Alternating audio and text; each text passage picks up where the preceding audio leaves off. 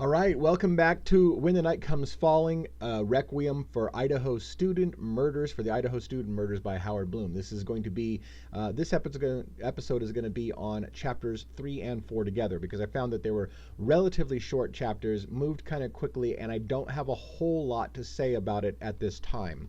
But I am going to riff on some personal issues in this episode, personal issues with my problems with authority figures, be it law enforcement or the church. So I want you to understand a couple things. I don't mean to offend anyone's faith by this discussion, but I do want you to understand a little bit about my personality and what drives me. It's what drives me at the Devil's Advocates. It's what's driven me in my entire life. I have a major problem for some reason in my mind. I told you before that I went to WSU, by the way, for psychology to fix some of my own issues. And some of those issues, in a way, of course I didn't develop this until later, figuring it out, but I have, for some reason, developed this weird idea that things should be right, that people should be good, that people should, in authority particularly, be better people than the rest of us. And it has been hard for some reason, as me as a human being. One of the things I feel like is a flaw of myself is that I somehow feel constantly surprised that law enforcement can be just as evil as the rest of us. I had a podcast, by the way, that I listened to. I realize this is a huge side tangent, called Bad Cop, No Donut, where I was just shocked to find out how many police officers are criminals and do horrendous things, and yet have the audacity, this is the part that I struggle with, have the audacity to arrest people for the very crimes that they themselves do. I played poker one time with a judge who would arrest people, or who would sentence people to drug charges on marijuana while smoking marijuana at a private poker party that I was involved in. And for some reason, my mind has never been able to fully comprehend the hypocrisy of those who stand in judgment over other people and yet do the very crimes that they will basically prosecute people for. And same goes for the church, and more so. So I want you to understand, when I get into some of my feelings about the church in this particular episode, chapters 3 and 4, that it's a personal rant from my feelings. I was a hardcore Christian for many, many, many years. Most of my life. I know more about the Bible, I think, than probably most people ever know about their faith. And that sounds super arrogant, I realize, but there's truth to it. I've studied a crap ton, more than you would probably imagine. But anyways, let's get to the chapter. I really am sorry for this huge intro, because we're going to get into the religious topic and some of my feelings about that. I just wanted to kind of have a little preface on that. So we're talking about Christian Martinez. Remember, this is the guy who in chapter 2 we found out that Michael Kohberger had brought his son out to Pullman, Washington to start his first semester in Pullman at WSU, neighboring Moscow, Idaho, where the Idaho 4 murders will take place. And quickly he's helping his son unload book boxes and stuff like that up to Bryan Kohberger's apartment. Michael sees this guy, Christian Martinez. He's an older gentleman. As you see here, Christian Martinez was a high-spirited, very sociable fellow, and he and his wife Holly had a large circle of friends. It was an older group, since Martinez had served in the military and had a few years on most WSU undergraduates. Now, again, this is interesting in a way with the whole military person who's older. This kind of resembles Brent Kopaka's MO. Brent Kopaka, who I've talked about many times, and by the way, maybe I'll figure out how to put a show link in here so you can listen to my horror film theory that includes a lot about Brent Kopaka. I've done several videos. Maybe I'll link some of those here in this video if I can figure out how to do as a jumping point in case you're interested in seeing this. But Brent Kopaka also, like Christian Martinez, I believe, wasn't a student anymore. He wasn't going to school there, and he was a former military guy, just kind of hanging out in a college campus with college people. It has to question a little bit to this person's motivations of hanging around with a bunch of college co-eds when they are not themselves in college. But we'll set that aside for the moment. And again, Michael Kohberger's father had basically approached Christian Martinez and say, hey, could you kind of, look out for my son? He's new here. He doesn't have any friends. And Christian Martinez, being kind of like in the middle of this, or maybe the circle, the center of a social hub, this was a good person, coincidentally enough, for Bryan Kohberger to get his feet wet in the social circles that are brand new college campuses. One of Martinez's buddies, Zach Cartwright, who we're going to hear about a little bit now, reached out to him with the promise of a final summer bash. So Zach Cartwright is Christian Martinez and Zach Cartwright. These names come up in people's various conspiracy theories. What happened at this pool party? Now, again, Howard Blum doesn't spend a lot of time in the pool party. And frankly, I haven't delved into all the pool party stuff myself. All I know is that for the years that this Bryan Kohberger situation has been going on, a lot of people have made a lot of comments about who Bryan Kohberger meets at this pool party. This pool party, by the way, is only covered in, I think, these 2 chapters, maybe even just one. Well, I think it's 2 chapters. And there really is nothing significant that you can see on the surface. But the names involved, like Christian Martinez, maybe Zach Cartwright, maybe those names are more significant than this chapter will make it look. And again, whether or not Howard Blum covers that or not, we won't see. But what we do see in these chapters, as a preface, is we see a little bit of a profile of what Moscow, Idaho, and Pullman is like. And I want to also share some thoughts from my time there as the school. So he had a gig DJing. This is Cartwright said he had a job gig DJing at an afternoon pool party at the Grove, an off-campus housing complex over in Moscow. Should be wild. Tell all your friends. So they're getting this big, end of summer pool party bash as semester is about to start at WSU, and probably also, I can't remember what the timing is of Idaho's start of their semester, but certainly WSU at this point is getting ready to start their semester. It's the kind of end of summer bash. They're going to have this big pool party at a place called the Grove. Martinez, who has been recently approached by Bryan Kohberger's father, Michael, for that brief moment, hey, watch out for my son, remembers Bryan Kohberger and his father and basically texts Bryan the details. So at this point, his father somehow has gotten him his son's phone number or something. We don't know. It's not clear. But now all of a sudden, Martinez has Bryan's phone number, brand new kid in town. He texts him the details about the Southern View address over in, South View address over in Moscow for the Grove. Big party place. All right. Skipping forward to my highlights. I've skipped a lot of things. He spends a lot of time, Howard Blum, describing the history of Moscow, where it got its name, and the pioneers who came out there, and the beauty of the area. I don't think it's important to our story, but if you like those kind of flourishes of details, again, I encourage you to read this book, to buy the book for yourself when the night comes. Don't just take advantage of the free preview of the book, but actually read the book yourself, especially if you're really interested in this case. But again, Howard Blum spends a lot of time talking about the history, not a lot, but a couple pages, talking about the history of Idaho, which may or may not be pertinent. I'm going to go ahead and kind of focus on the parts that I think are pertinent, not so much the look and of Moscow. And so sure, Moscow was a university town, but while it was a good place to be a student, it was an even better place to party. Now, one of the things I want to tell you, by the way, from WSU and my time at WSU is one of the statistics that stood out at me when I was going to WSU, and this was back in the 90s.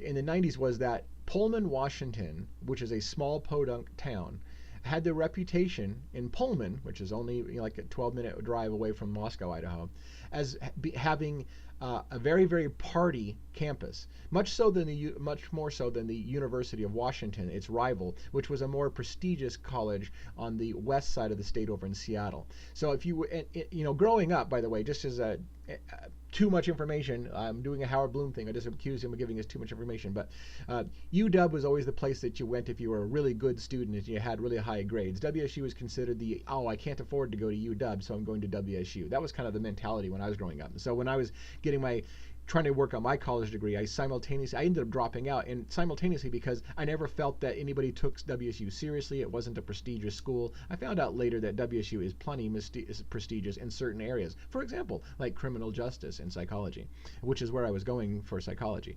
But it was more because it was the closest college to where I was at, and yes, I could afford it. So anyways, as a side tangent, it was a huge place to party, and it was known in my state as having the most beer bottles or beer sold per capita than any city in Washington state. So there was more beer per capita, meaning per person, right, than any place else in the state. It is a party town. Also, Moscow, Idaho, which borders right next to it, is a party town. People often, young co-eds, go to this place or these places, Moscow and Idaho, and University of Idaho, as well as WSU, in part because it is a party place. So these individuals involved in the murders appear to be party people as well. And it plays into some of the actors and some of the people that they're going to come involved with. So again, when we're talking about ulterior or alternative suspects, we have to understand the culture that is there, a very party atmosphere, very, very party towns. All right.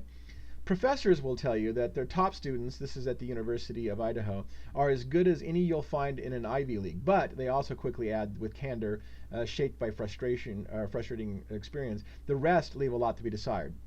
So yes,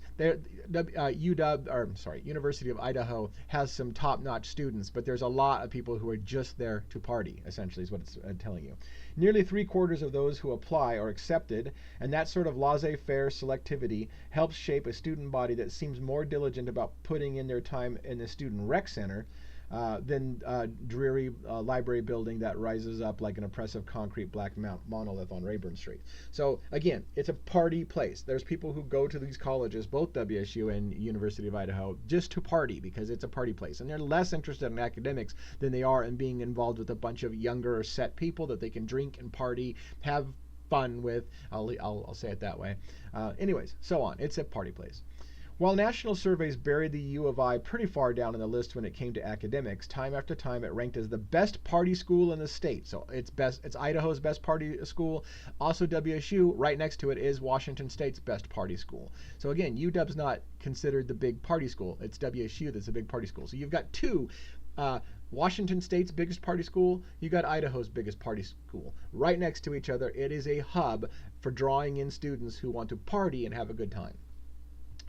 Central to all the school's good times on and off campus was the school's deep commitment to Greek life. So University of Idaho has a huge Greek life. So does WSU.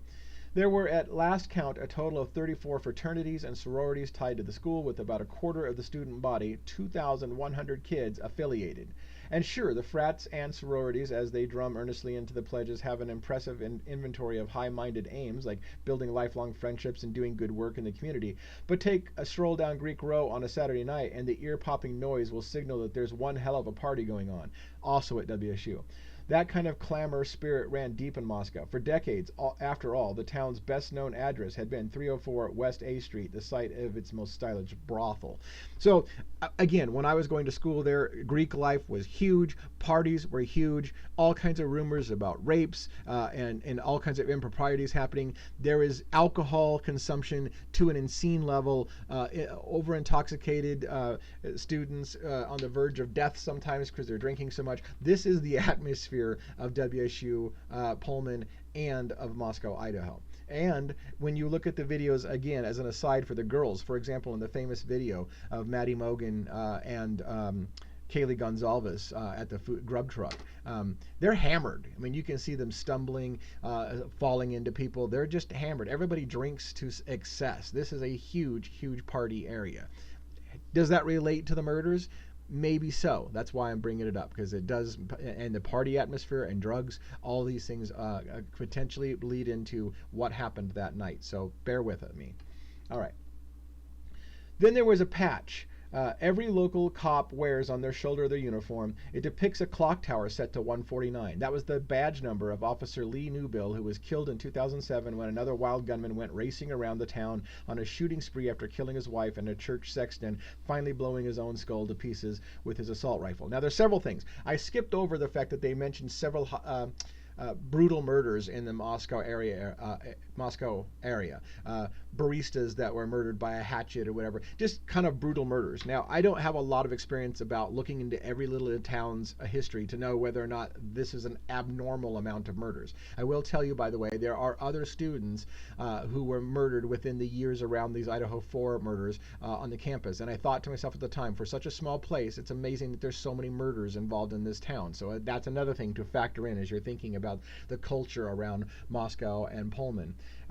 Is just that there's all these things. And I just thought it was interesting about how officers literally have a patch with a symbolism of 149, which is a clock tower time, but it's actually the badge number of of a cop who was shot and killed in 2007. So it's just interesting. I thought it was worth mentioning. I thought it was interesting. So Little Moscow, now this is moving on to something with meat in it perhaps. Little Moscow, the locals grumbled to one another in hushed voices, has its share of drug trafficking too. In fact, the rising statistics on drug arrests detailed in the annual police reports made it clear that narcotics was a growing business in the town. Now, there are lots of rumors and speculation in the true crime community about drugs being a factor in this story. Again, if you haven't heard these things, I will give you a little primer. And if you have heard these things, you maybe know more about the drug trade as I do, because I haven't really spent a lot of time focusing on the drug portion of this, although I hope that this book will, because that's one of the areas I want to come up to speed about. But there are allegations that members in the house that were murdered were daughters of people who were involved in, parents, for example, who were involved in the drug trade. There is a rumor circulating, and I'll only briefly touch on it now, that a couple of people basically were related to the victims, a couple of parents related to the victims, were facing drug charges of their own and made a plea deal and turned state's evidence, if you will, against someone else, put that person in jail in exchange for getting themselves off. And that when that person got out of jail, that person with a vengeance came after and murdered their children as a statement. Now, again, this is just a primer. I don't have the names on this. I've heard this story many times. I've seen little bits of it to understand that is something we really want to delve into. This is, again, where I hope that Howard Blum will spend some time on, but we don't know. So we'll move on with that. A Moscow police detective, and because again, it's a big motivator. You have to look about who. So let me not gloss over with that. When you're talking about one of the victims in the house had very brutal wounds that were more significant than other people, we have to ask ourselves, why was she targeted and what was personal? Something was personal. That's what I'm trying to say is I feel there was something personal in particular on Kaylee Gonzalez. So whenever we're asking about that, we have to pay particular attention to anything that Kaylee's involved in that would lead to a personal vendetta against her. And again, I don't see on the cursory view of all the things that I know about this case from kind of watching it off and on for 2 years and now heavily for the last few months, I don't see Bryan Kohberger's connection to Kaylee Gonzalez on a personal level. So that's what makes me think that there's something else. There's some other person either involved or primarily the one who did this murder.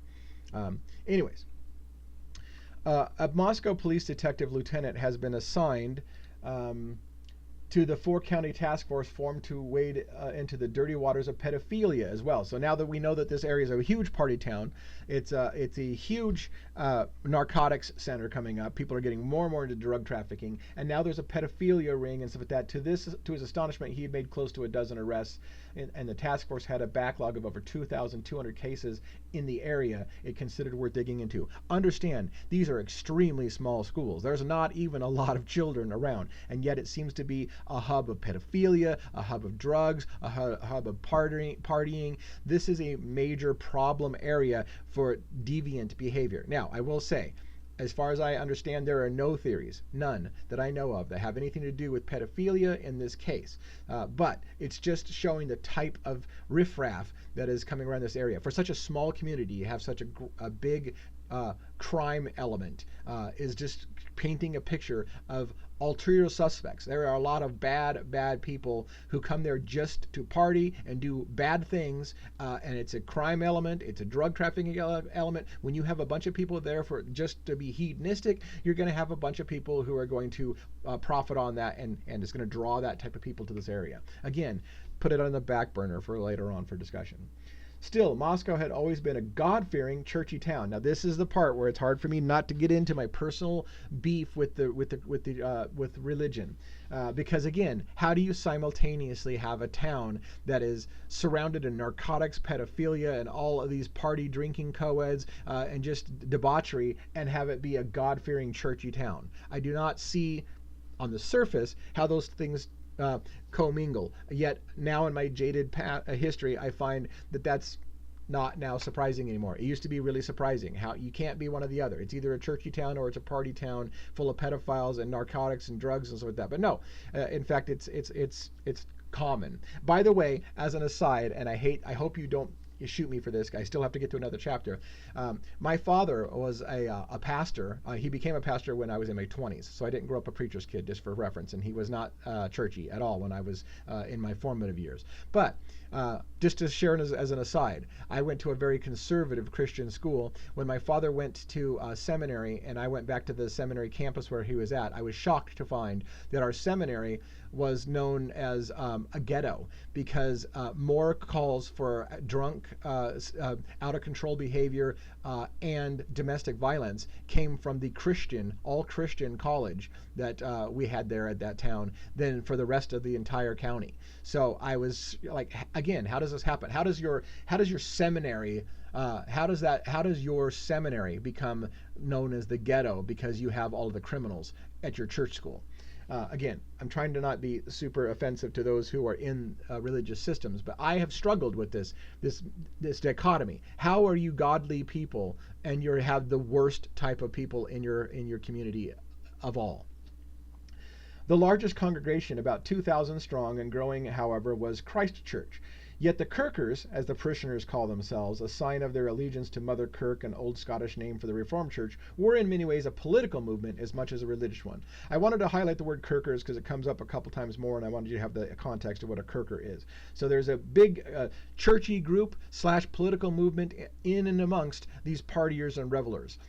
Walk down Main Street, and it is as if a battle lines have been literally drawn. On one side of the street is the Kirker Empire, a cafe, a bookstore, a K-12 school, a college, a publishing house. On the other side are the places frequented by everyone else, the partiers, the revelers. So you've got this small town that basically has a division, he's trying to show, Howard Blum, between the churchy folks and the partier folks. So there's a bad part of town. And you'll see YouTubers that talk about how the drugs and these girls and all this whole thing was in the bad part of town. It was the part that was it wasn't the churchy group, it was the bad part. But as one of the people in the church community said, if you put God back in Idaho, then God will always protect Idaho, is their selling pitch. And Moscow, if the Kirkers have their way, will be the capital of Redoubt, as the new fiercely conservative American frontier has been Christianed. There was the former Christ Church. Now, this is where he gets into where again, if you're churchy and you want this to be God-fearing America and you want to be the epitome of what people think of as a good Christian town, this part bugs the crap out of me. There was the former Christ Church deacon who was sentenced to 2 years in prison for possession of child pornography, the member who was found guilty of injury to a child because of his relationship with a 14-year-old girl, another who was convicted of sex offenses, including involving children, and in addition, there were dozens of women who went public to allege that they had been sexually assaulted by members of the church. Again, that used to, and to some extent still, bug me so much. How is it that you will claim to be a God-fearing people and whatever, and yet you have pedophiles and some of the worst crimes happening in your community, in your church community? And again, I have a lifelong history of holding law enforcement, judges to a higher standard. You're supposed to be better than the rest of us. Church leaders, you're supposed to be better than the rest of us. Church members, you're supposed to be better than the rest of us. So when I find you doing the same things that the rest of the people that you look down on, I find that hypocrisy beyond comprehension. And it eats at my soul, the hypocrisy of people. To look down on other human beings as if they're lesser when you are doing the same things or worse than they are. So again, my personal beef in this thing. No ifs, ands, or buts, a local lawyer predicted with a combative resignation. There's a civil war getting ready to erupt in the streets of Moscow. Again, that's just chapter 3. We're on record time. We got 26 minutes left to handle chapter 4. Also not very big. And most of this has been my personal rant. Notice, these are short chapters with not a lot of meat on them, and most of it is my personal rant. But let's talk about this pool party now. This is the pool party, again, setting up. Hopefully more that we're going to hear later on down the road. Howard Blum hopefully will cover some of these names that I've heard pop up in conspiracy theories that I just haven't spent a lot of time on. I'm more focused on other aspects of why Kaylee was targeted than the drug theory. But I want to know more about the drug theory, and you probably already do. So hopefully you'll stay with this and let me come up to speed and not say, like, how the hell are you leading a discussion when you don't already know these things? Well, again, not the angle I've been focusing on. That's why I'm reading this book, in part. Perched at the crest of a small hill south of Main Street, the Grove was not, as their lyrical name suggests, a leafy copse, but rather a newish assembly of dull-colored three-story buildings. So they call it the Grove, which would make you think of trees, but it's actually just a bunch of three-story buildings. It was a very popular address. It wasn't the accommodations, though, that had the students opting out of dorms and frat houses to move in. So a lot of college students come to the Grove to live because the real attraction was that the Grove was one big party house. It offered up all the glittering toys that could stoke a good time. A gargantuan, shimmering blue pool, a beach volleyball court complete with sand. Perhaps you've seen the pictures of this on the line. There's a lot of pictures about the big party house, the pool party, the famous pool party. Who did Bryan meet at the pool party? Pool party. And so you can see tons of photos of this big party house. All right.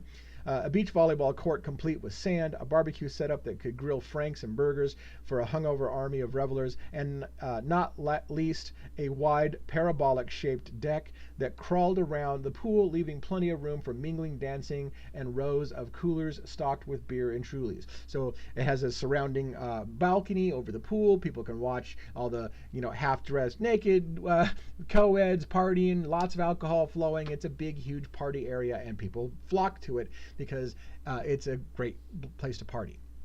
There must have been 100 or more college kids on deck, and Bryan in his new swimsuit. So Bryan gets invited to the party. By the way, he gets texted, and it says that he tells Martinez, who invites him to the party, hey, I got to go out and buy a new pair of swim trunks. So he goes out and he buys a new pair of swim trunks, and it says Bryan in his new swimsuit, ghostly pale but still looking good, bulked up with a mop of brown, so bulked up muscular, right, with brown curls, perched on a step in the shallow end of the pool. So it talked about how he came to the party wearing shorts, his new shorts that he just bought under his jeans. He strips out of his jeans in the car. This is something that Howard Blum is maybe prefacing in your mind, that Bryan Kohberger is used to changing in his car. That would be some subliminal messaging, right? Did Bryan Kohberger go to the crime scene and change in and out of clothes, getting in and out of his car before the murder? He's talking about Bryan Kohberger changed his clothes in the car. I would say that's some subliminal prefacing, but maybe he's just simply mentioning that someone told him that.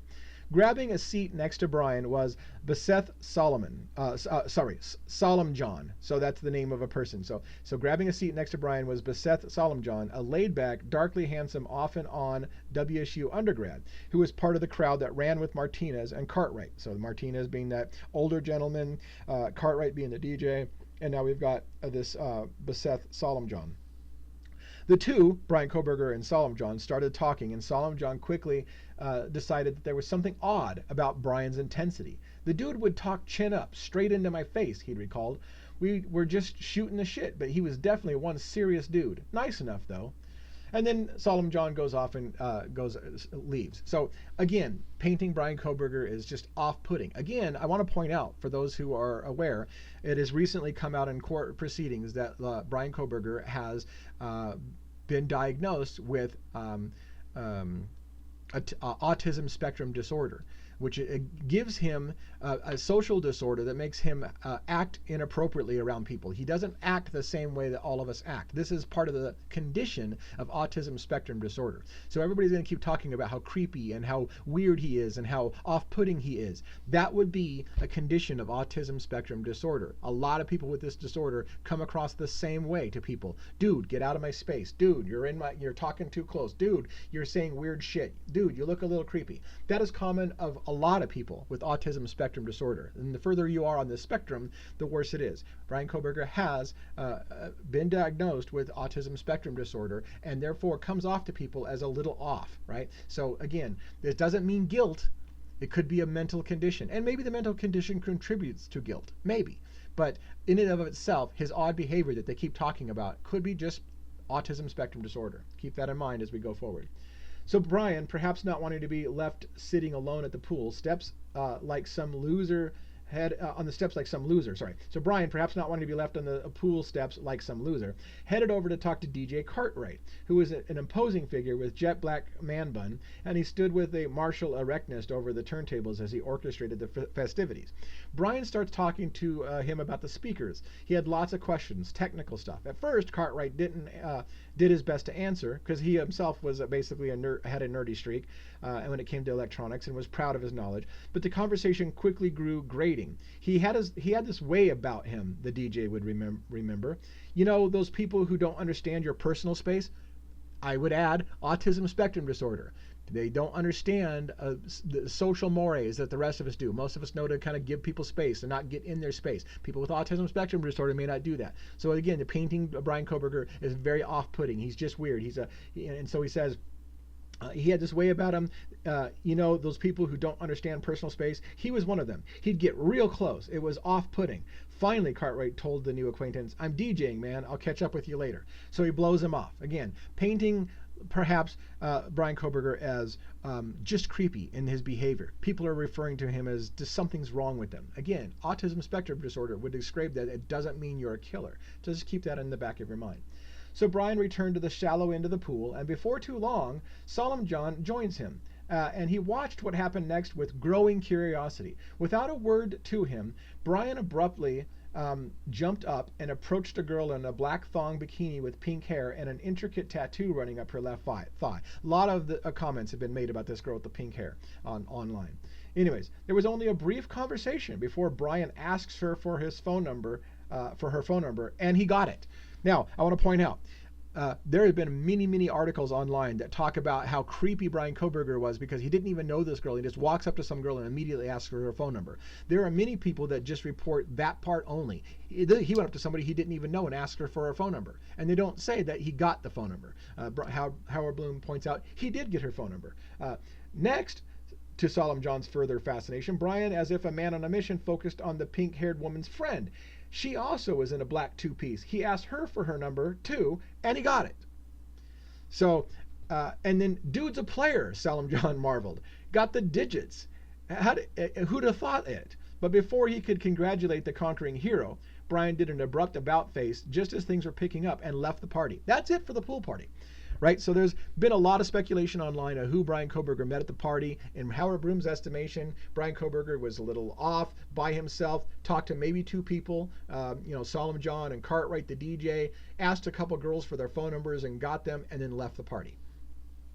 So there's not a lot of connections at this pool party at this thing, other than also Martinez, who invited him to the party, and that circle of friends as well. But it's interesting to note that many people are painting Bryan Kohberger as an incel, meaning involuntary celibate, right? The idea that he's just not good with women.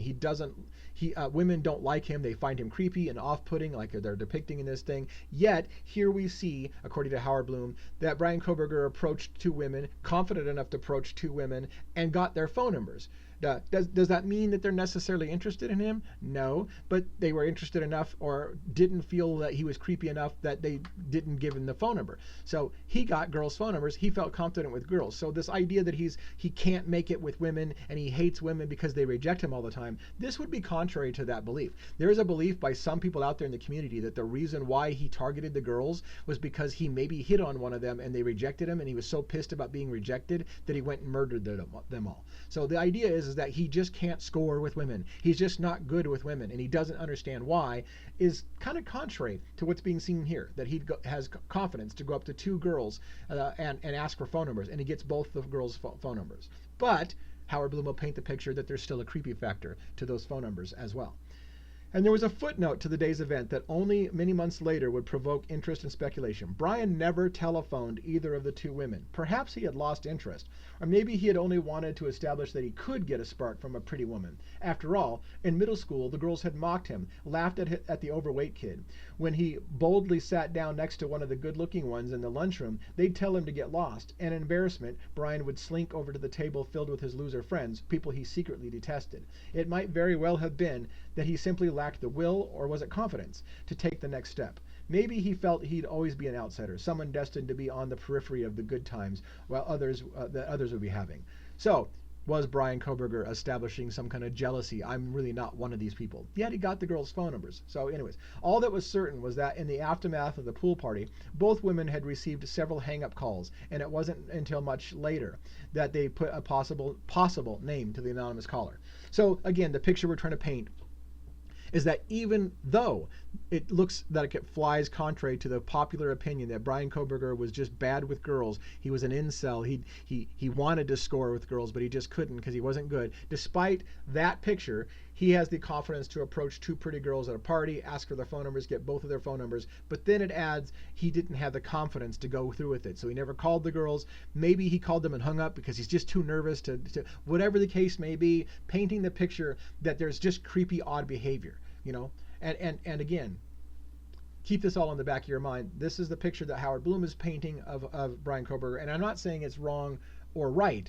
I'm just trying to unpack for you my analysis as we go through this. So I think Howard Blum is trying to, again, paint the picture that Bryan Kohberger's mentality is very much the one that could be the type of person who would commit these murders against women. Awkward with girls, wants to be part of the party life, feels like he's left out. These girls are huge partiers, the victims and the murders. So he wants to be the popular kids, and he's not. And so he has an anger towards the popular kids, an anger towards the beautiful women that don't respect him and want to just instantly be with him. That's the picture that a lot of people are painting of Bryan Kohberger. Whether or not it's accurate and consistent with the ability to walk up and get two pretty girls' phone numbers without hardly knowing them at all and just getting their phone numbers, I don't know if that's consistent. Keep those things in the back of your mind. And so again, I just want to end this episode by saying thank you for staying with me. Thank you for, again, there's not a lot of meat to chapters 3 and 4 here. And most of it was my personal rant and some stories about my time at WSU, the Greek life that I experienced there. I saw a lot of partying, a lot of drinking. I saw a lot of things that were bad in that community. There was allegations, again, of rape and all kinds of things on the WSU campus, as well as the Idaho campus. It's a huge party place. And again, I want to point out another thing. People from WSU intermingle with the people of University of Idaho for party scenes. It is common for people to come out on a Friday, Saturday night or whatever and go over to Moscow, Idaho to party, or vice versa. They intermingle because it's all a big, huge, massive party scene. So again, just keep all these things in mind as we move forward. Thank you again for paying attention to chapters 3 and 4. I will now put this on hold. I'll probably go do another chapter of my Luigi's bookshelf, so you might want to check that out if you're interested in the Luigi Mangione story, and then I'll meet you again with maybe another chapter or two, depending on how quick Howard Blum runs through these chapters. Thanks again. Leave comments, by the way. Leave comments to let me know that you watched this audio or this video, that you found anything that I said interesting or insightful at all. Did you learn something new? Please let me know, because I don't want to waste my time if nobody gives a shit about this story and or hasn't learned anything new from my analysis. Also, like, subscribe, hit the notification bell. All those things help tremendously to support the channel. Maybe this wasn't the best chapter, but good chapters are coming, I assure you. So stay with us.